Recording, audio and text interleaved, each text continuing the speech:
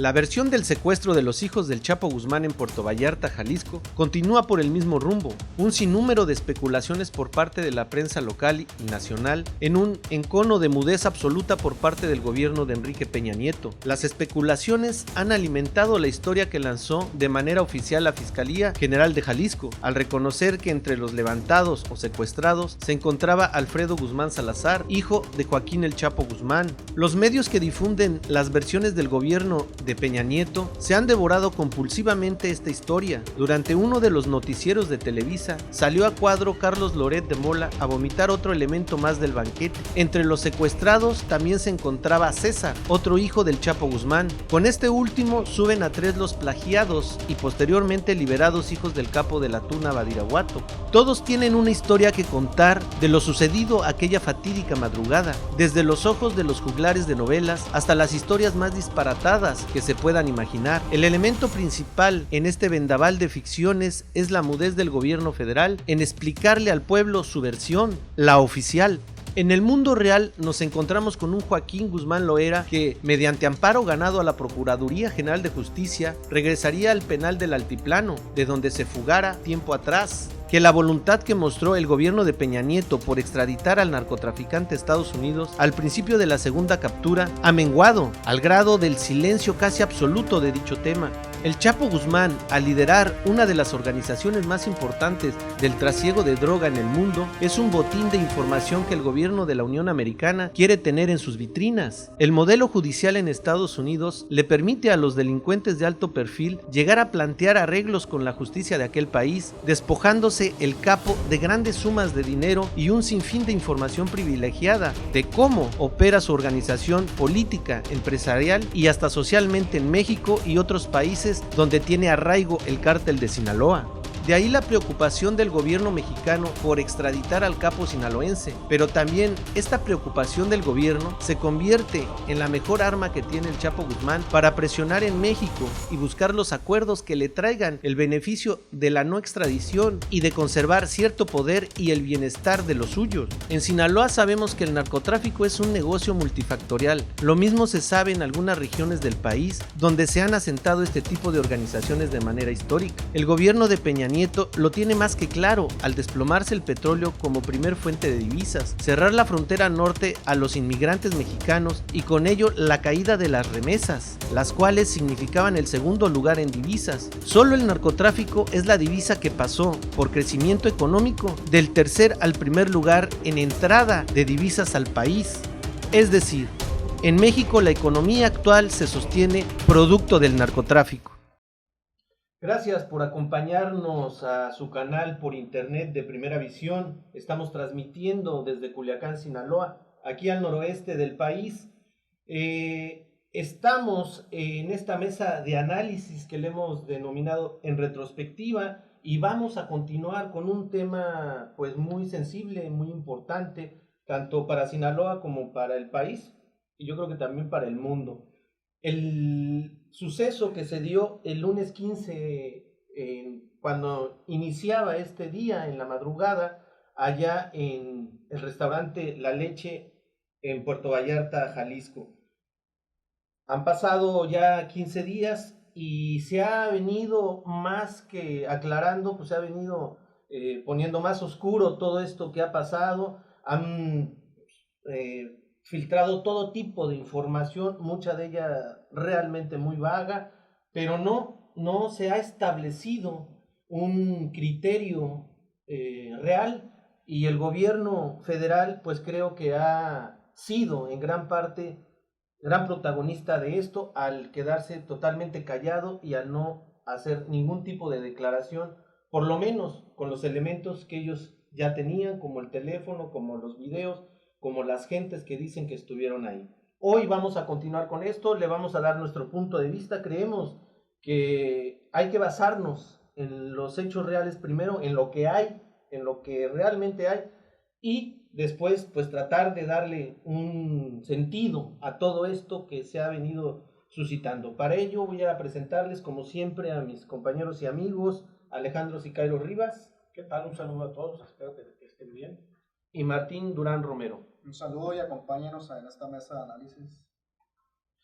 Es importante que pues pongamos los antecedentes de lo que ha estado pasando. Se supone que el lunes 15, por ahí de 10 minutos, cuando empezó este día, un comando armado irrumpió en un restaurante y secuestró a unas personas. A la postre se ha dicho que uno era uno de los hijos.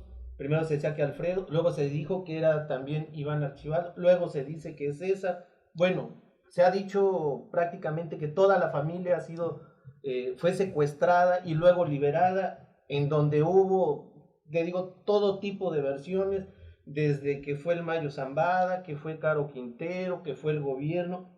Bueno, pues nada más faltó que el Vaticano también estuviera inmerso, o la Iglesia en un sentido dado, con todas estas pues hipótesis que se han manejado. Creo que es un hecho que nos podría dar pauta para realmente expurgar cómo se maneja la información en este país y cómo quieren algunos, sobre todo el gobierno, que los mexicanos pues estemos siempre pensando más en ficciones que voltear a ver las realidades que tanto aquejan a este país. Alejandro, pues no ha habido absolutamente nada nuevo. Lo único que ha pasado es que con toda esta información o desinformación que se ha vertido sobre este caso, pues todavía queda más enrarecido el panorama, queda todavía más inexplicable qué fue lo que pasó, y parece ser que va sobre ese camino, que no se ve que en un momento dado haya algo conciso, algo claro, sobre todo por parte del gobierno. Así es, yo creo que el panorama queda exactamente a la medida como lo quiere tener el gobierno, ¿no? ¿Por qué? Porque pues históricamente eh, este gobierno y los anteriores y en otros países donde se maneja el tema del narcotráfico, se tejen una serie de mitos alrededor del fenómeno criminal, el tráfico de drogas, donde se ensalza mucho la acción del gobierno y se redimensiona la acción del crimen organizado para que la gente sienta y esté segura de que el enemigo va a vencer, obviamente son los grupos del AMPA, ¿no? Y no el gobierno. En este caso, creo yo que la mitomanía que le gusta al gobierno y que nos gusta a los mexicanos, pues ha tenido un éxito rotundo, porque nos contaron una historia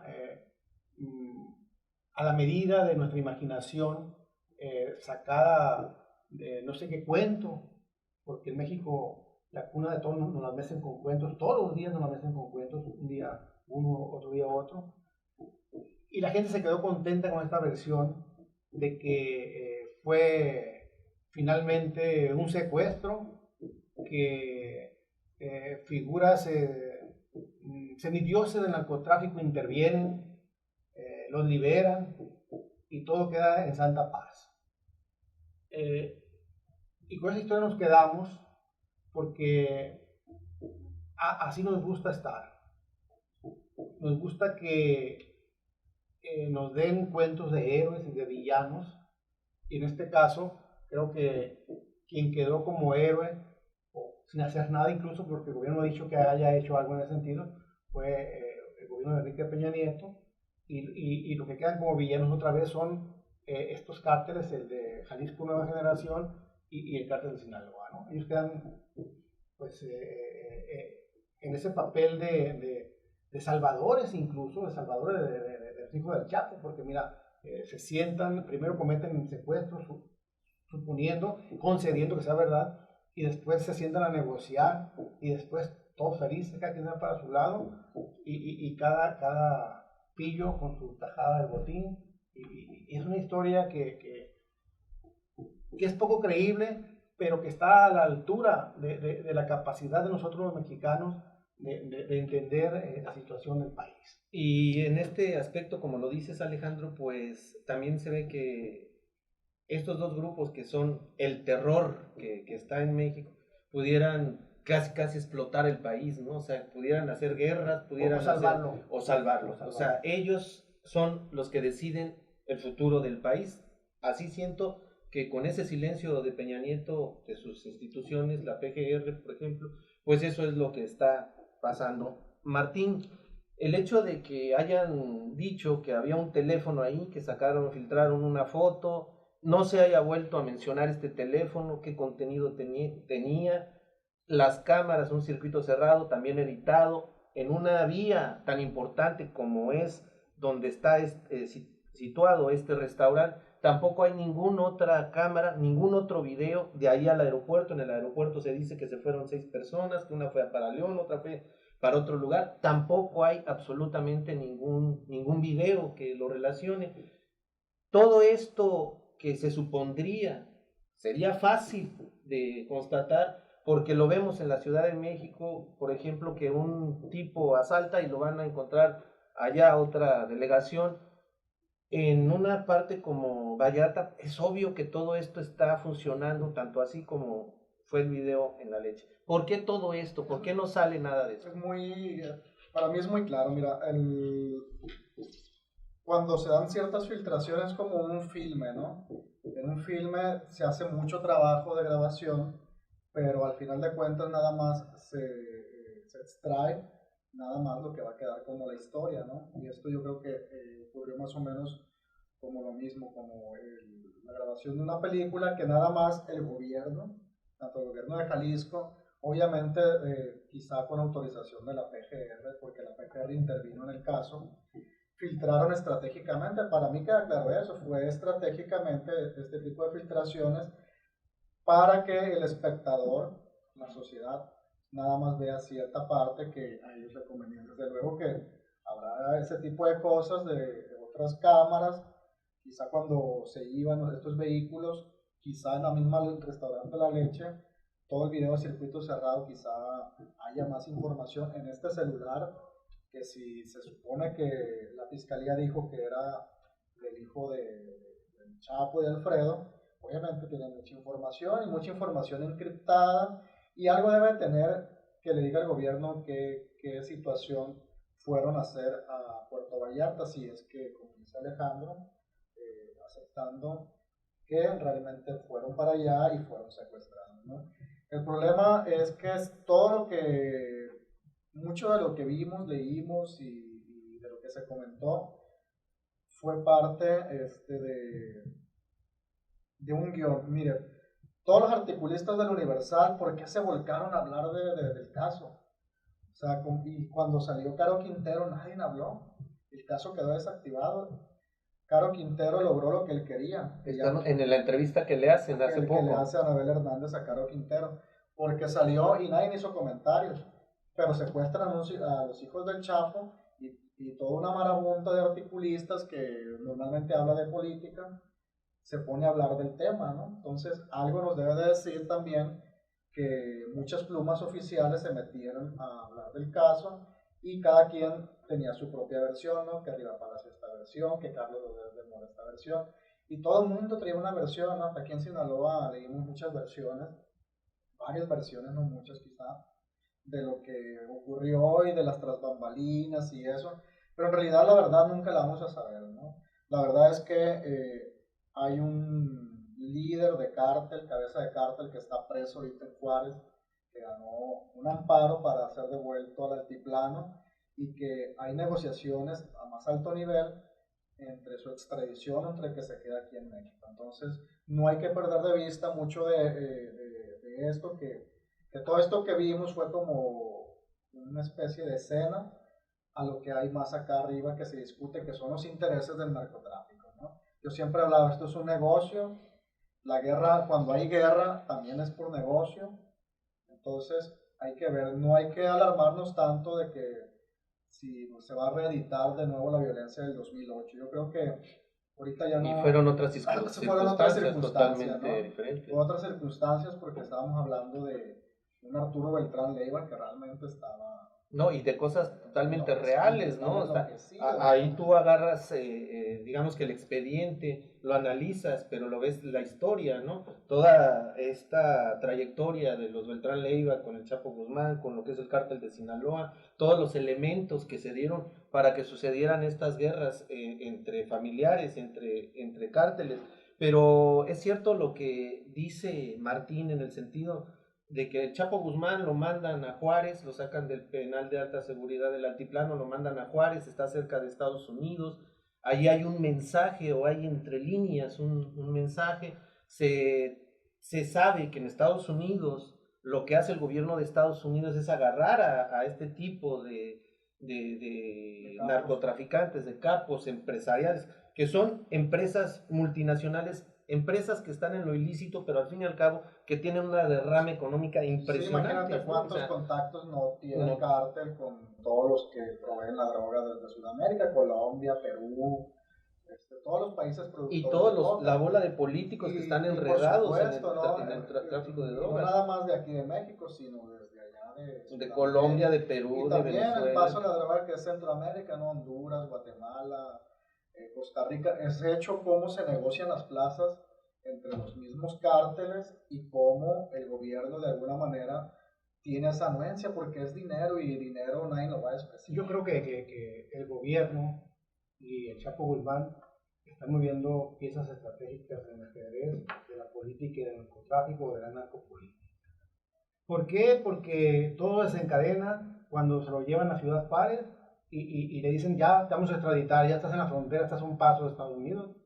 Y cómo en ese momento los abogados de Joaquín Guzmán Loera dicen que van a negociar con el gobierno estadounidense para que lograr ciertas atenuantes en el proceso que puedan seguir allá en Estados Unidos, y cómo todo se encadena a partir de ahí.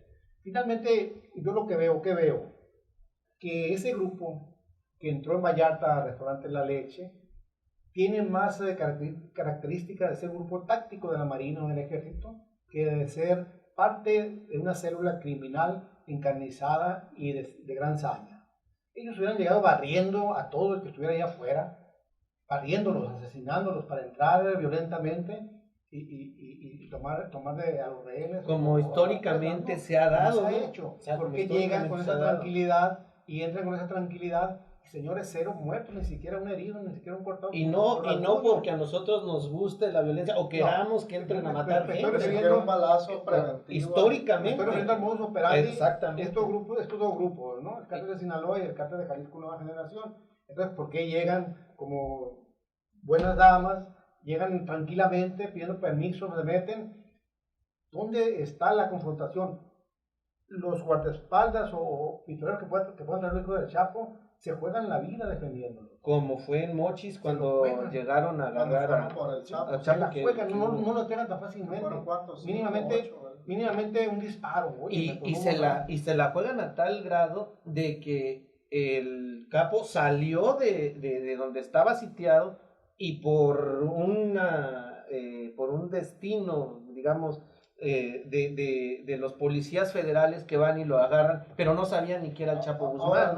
Y no hay que perder de vista, a ver, si una fuente dentro del cártel de Sinaloa nos cuenta a nosotros realmente cómo ocurrieron las cosas, de todas maneras es una fuente interesada. Claro. No hay que perder de vista de que siempre nos van a dar información, incluso si la Marina nos da información o la DEA nos da información, son fuentes interesadas en que ellos quieren posicionar su versión. Y la otra parte es... Entonces, por lo tanto, no hay que casarse de qué pasó o qué sucedió, porque eso no lo vamos a saber nunca. Y la otra parte, si tú eres periodista y tienes amigos o te gusta estar cerca de esta gente, si hay algo en la mesa que se dice y no te lo dijeron para que tú los publicaras, es obvio que eso no se puede dar en ese aspecto. Yo he visto muchos expedientes judiciales, cómo mienten los policías, cómo mienten los marinos, cómo mienten los militares y cómo mienten los mismos detenidos, porque obviamente al declarar ellos o son forzados a firmar declaraciones o bien cuando ya tienen un abogado, pues obviamente planean su estrategia de defensa. Entonces no hay que casarnos en que si pasó esto, pasó esto. Por eso yo digo, lo real es, tenemos al Chapo ahorita en una cárcel y si ustedes se dan cuenta, el gobierno mexicano ya no ha expresado nada sobre la extradición, ¿no? Nada, ya no dijo, cuando andaban muy envalentonados, cuando recién lo agarraron, de que se lo iban a llevar a Estados Unidos. ¿Por qué frenaron todo eso? ¿Y por qué cuando se lo llevan a Juárez, lo que dice Alejandro, los abogados rápidamente dijeron, vamos a negociar con los fiscales? Eso ya se hizo. ¿Ustedes creen que ya no platicaron los abogados del Chapo con los fiscales gringos, ya lo platicaron. Y en un país como el nuestro, donde la cleptocracia es digamos, la base del gobierno, tanto federal como de los demás gobiernos, pues esto parece que le queda como anillo al dedo, ¿no? ¿Por qué? Porque el operar la figura del Chapo, tanto como para que la gente tenga ese temor de que los demonios se desaten, de que haya otra guerra como en el 2008, aunque no son los mismos momentos ni tampoco las mismas circunstancias, y de que el Chapo sea un trofeo muy, muy valioso, muy importante para los gringos y también para el gobierno mexicano. Entonces, la idea de toda la información que tiene el Chapo Guzmán, pues creo que es el punto de partida en esto que está pasando, ¿no?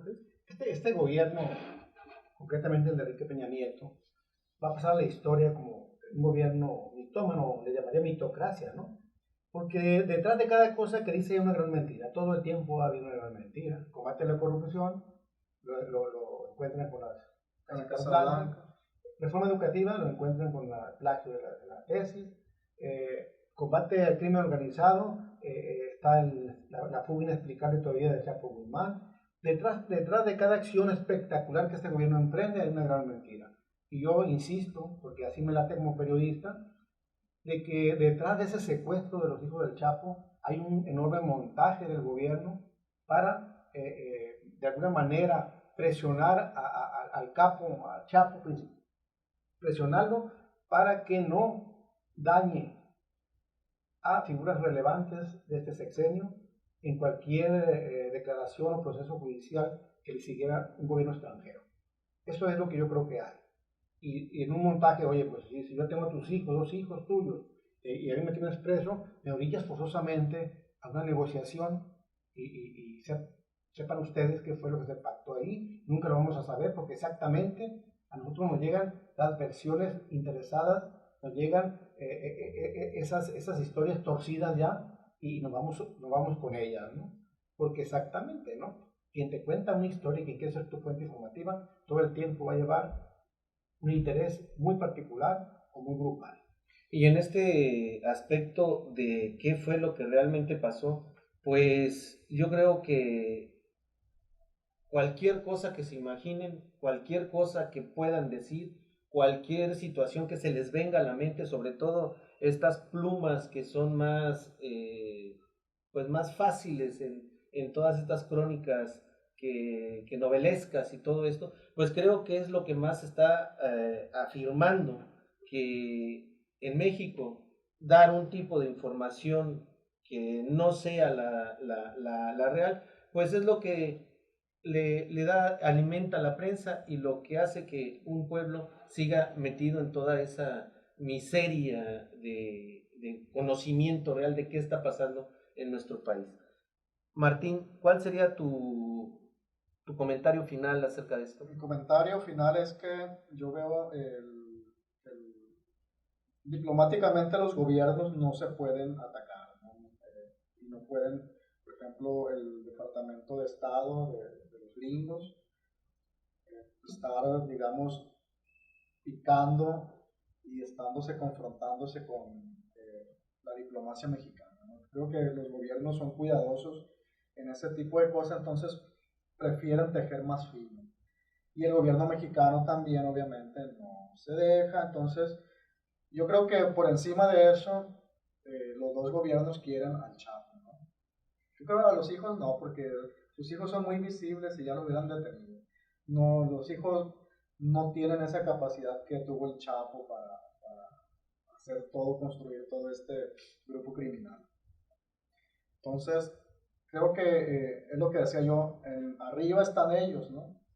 Lo que se puede negociar, pero abajo, pues alborotar la vitachera nada más, ¿no? Alborotar el panal y mover las olas, ¿no? Mover olas, y ver cómo se van moviendo las cosas, y así es como van trabajando, ¿no? Entonces, cuando cambian las circunstancias y obligan a tomar decisiones en ciertas medidas. Entonces, mientras el Chapo esté preso en México, creo que va a seguir habiendo todavía con el cártel de Sinaloa ciertas este tipo de cosas extrañas, raras que ocurren dentro del área del ámbito de seguridad, pero se va a acabar al menos si el Chapo llega a ser extraditado, y él no se va a dejar ser extraditado si no hay una negociación que le beneficie a él. Entonces me quedo con eso, que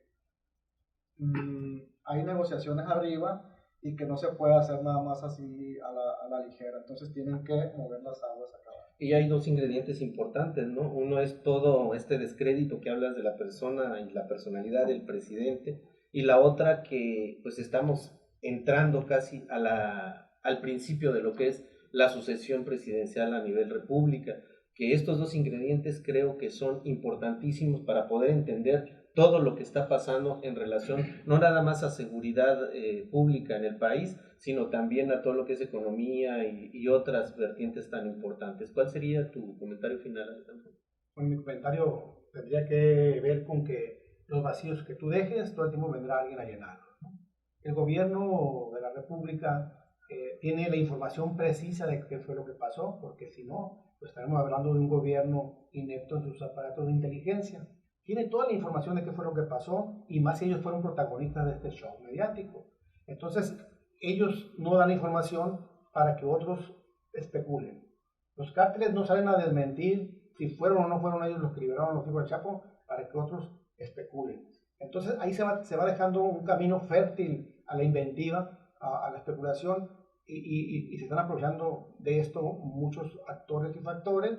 Entonces, yo me quedo con la percepción de que detrás de esto hay una mano oscura, hay gato encerrado, y que no es obra de la casualidad, no es una confrontación entre cárteles, sino que fue una intervención desde el Estado para negociar algo con Joaquín Guzmán Loera. Estamos llegando al final de este programa. Usted ha oído los comentarios, cómo pensamos acá en Sinaloa, cómo vemos la realidad del narcotráfico desde acá, con todos los elementos que aquí se dan. Entonces, nosotros lo único que queremos es que usted reflexione acerca de lo que estamos nosotros diciendo. No hay verdades absolutas, simple y sencillamente es nuestro punto de vista, pero lo que sí es una realidad es lo que se ha hecho en relación a esto. Teléfonos que no salen más que una foto, videos que son editados, un silencio absoluto de parte de las instituciones del mismo Peña Nieto, y toda esta maraña de que es un pleito que casi nos provoca una guerra en el país. Usted está ya informado. Nosotros lo invitamos a que nos siga en nuestras redes sociales. Agradecemos a todos aquellos que opinan en nuestras redes sociales, y nos vemos en la próxima emisión. Muchas gracias y hasta la próxima. Hasta la próxima.